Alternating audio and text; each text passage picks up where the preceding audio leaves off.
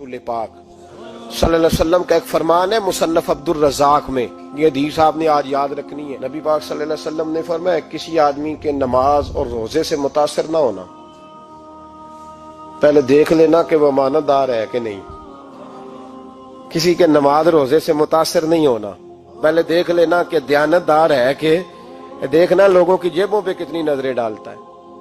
फरमाया बहुत सारे नमाज रोजे वाले धोखेबाजी करते हैं, दयानती न करें, अपने ओहदे का पास रखें, अपने मनसब का ख्याल रखें।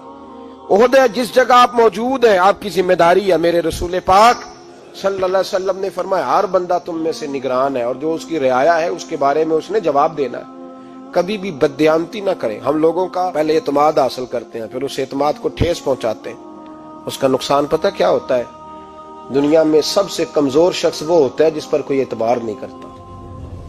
जिसका एतमाद जाया हो जाए वो आदमी बिखर जाता है। कभी भी धोखाधड़ी की पॉलिसी ना बनाए। हम लोगों से मुफादात लेने के लिए अपने रवैये मीठे करते हैं और जब काम निकल जाता है फिर हमारे रवैये बदल जाते हैं। ये धोखा है, ये बददयानती है। इसको अल्लाह रसूल ने पसंद नहीं किया। मेरे नबी पाक अलैहिस्सलाम ने फरमाया जिसमें तीन बातें पाई जाएं वो तो मुनाफिक है। अगरचे उलमा कहते हैं यहाँ मुनाफिक इत्कादी मुराद नहीं, मुनाफिक अमली मुराद है, लेकिन हुजूर ने फरमाया मुनाफिक है।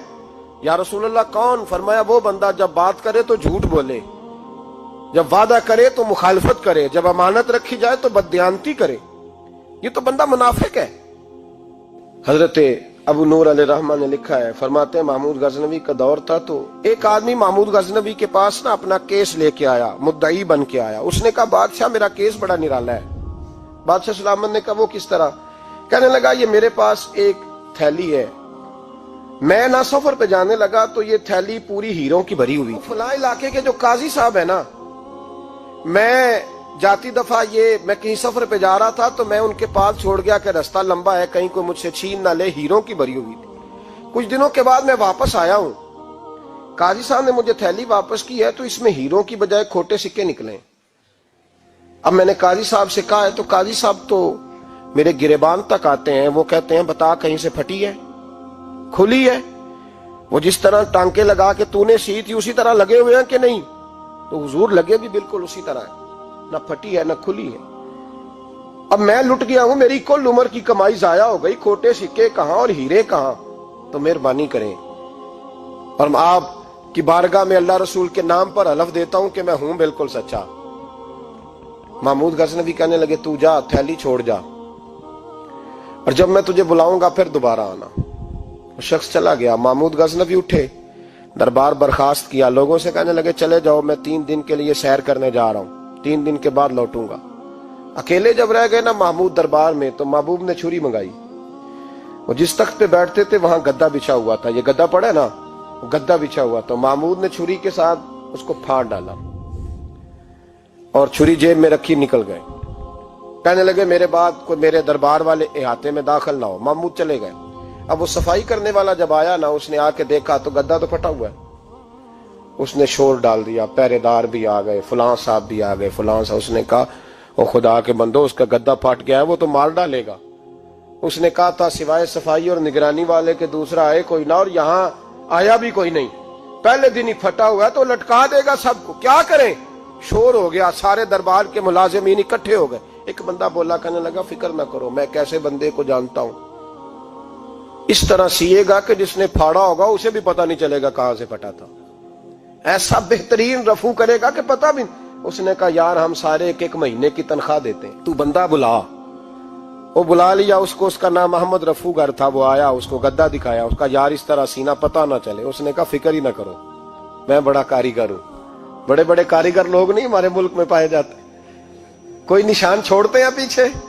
बड़े कारीगर का पैसे होने चाहिए, बड़े बड़े कारीगर बंदे। आप यकीन करें ऐसा ऐसा फलसफा, ये उम्रा इबादत है ना, सरकार दो आलम सल्लल्लाहु अलैहि वसल्लम की बारगाह की हाजिरी बड़ी नेमत है ना।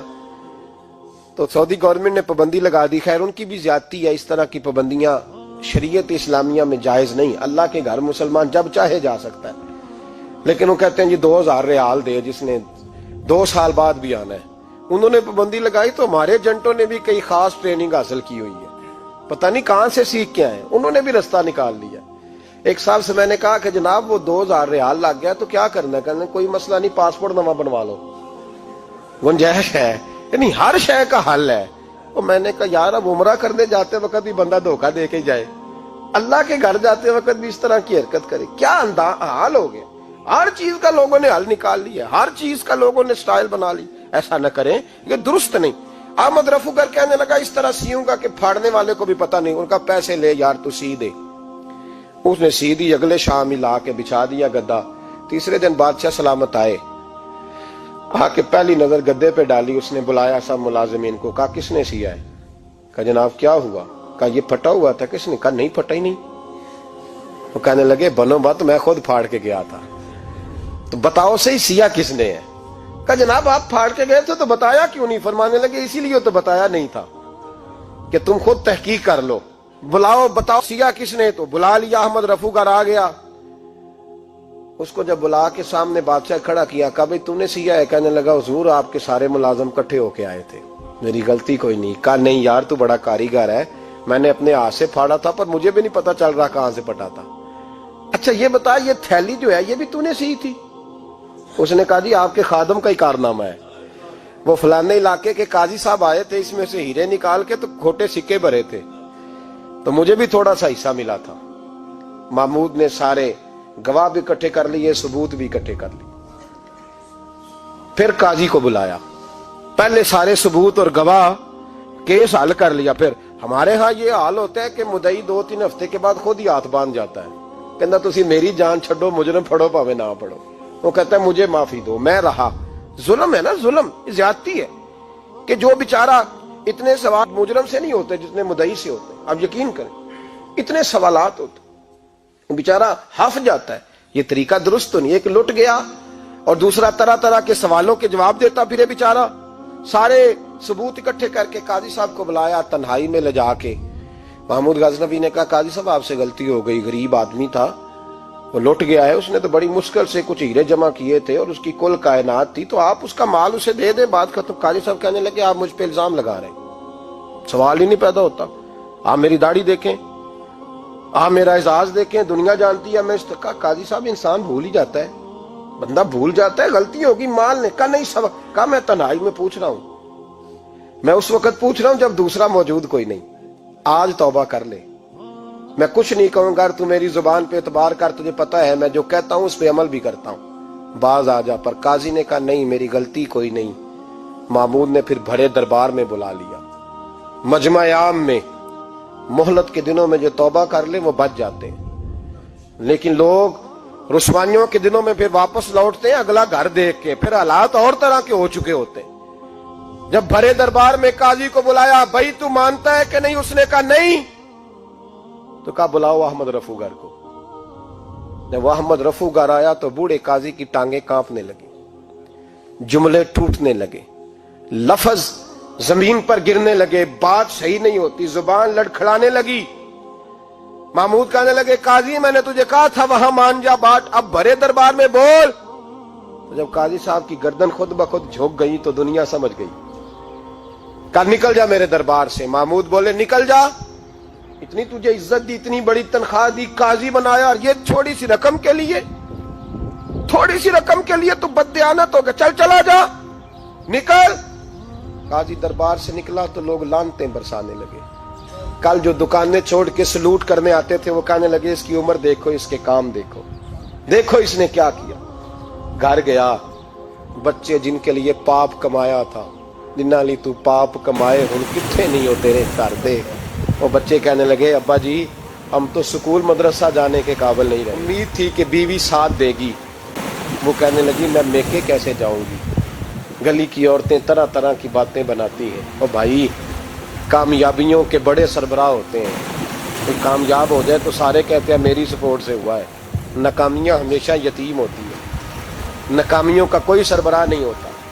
جب تک تو قاضی تھا تو بڑے بات تھی، ہر بندہ کہتا تھا رشتہ دار ہے، رسوائی ہو گئی تو وہ تیری آنکھ ہو یا سنگ ملامت کی چبھن، کون پہنچا ہے میرے درد کی گہرائی تک۔ دور شہرت میں تو یاروں نے کیا یاد بہت، ساتھ آیا نہ کوئی کوچے رسوائی تک۔ اور میاں صاحب کہنے لگے ساری عمر ہی آٹا گڈ ہے، میں لکھاں کیتے نہیں پیڑے، اب وقت آیا ہی تے محمد بخشا کوئی نہیں ہوں بیٹھا نیڑے، حالات ہی بدل گئے۔ قاضی خاموشی سے اندر چلا گیا، اپنی رسوائی سمیٹ کے بستر پہ لیٹا۔ نہ روٹی کی بھوک لگی، نہ پانی کی پیاس لگی، نہ نیند آئی، ساری رات تڑپتا رہا۔ سویرے گھر والوں نے دروازہ کھولا تو روح پرواز کر گئی، دنیا چھوڑ گیا۔ حضرت ابو النور علیہ رحمہ بولے، فرمانے لگے یاد رکھو کبھی بددیانتی نہ کرنا، کبھی، کہ تو محمود غزنوی کی عدالت تھی، قیامت میں رب کریم کی عدالت لگے گی۔ اور فرمایا وہاں تو گواہی دینے والا احمد رفو گر تھا، قیامت میں تو تمہارے اپنے ہاتھ پیر گواہیاں دیں گے، ہمارا اپنا وجود گواہی دے گا۔ اور فرمایا یہاں تو لانتے دنیا دار برساتے تھے، وہاں فرشتے ہوں گے۔ اور قاضی کو تو موت آ گئی تھی، قیامت میں تو دوبارہ موت بھی کوئی نہیں آئے گی، وہاں تو رہنا ہے اور سہنا ہے۔ بددیانتی معاشرے میں، اتنی بددیانتی ہر جگہ۔ اس معاشرے کا بھی کچھ بنے گا جہاں دوائی بھی خالص نہ ملے، جہاں دوائی میں بھی بددیانتی ہو۔ لوگ اپنے بچے کو آکسفورڈ یونیورسٹی میں پڑھانے کے لیے غریبوں کے بچوں کے رگوں میں جو دوائی اتارے وہ بھی 2 نمبر۔ اتنا بڑا بھی کو بددیانت معاشرہ ہوتا ہے کہ لوگ یہاں تک دھندا کریں، یہاں تک کہ لوگ لوگوں کی زندگیوں سے کھیل جائیں اور ہمیں احساس تک نہ ہو کہ کوئی مر جائے گا، کوئی ڈوب جائے گا، کیا بنے گا۔ اور جس نے وہ رجسٹر کی دوائی کی، اس نے 2-4 لاکھ روپیہ لیا اور اس نے یہ نہیں سوچا کتنے انسان میری وجہ سے مریں گے۔ قتل صرف یہ تو نہیں ہوتا گولی مار کے مار دینا، لوگوں کی زندگیوں سے لوگ کھیل جاتے ہیں، لوگ تباہی کر جاتے ہیں، لیکن بددیانتی سے باز نہیں آتے۔ میرے رسول پاک علیہ السلام کے غلاموں، نبی پاک صلی اللہ علیہ وسلم نے ذرا سی بددیانتی، اور صحابہ کا یہ مزاج تھا، اتنی سی بھی کبھی ان سے غلطی ہوتی تو تڑپ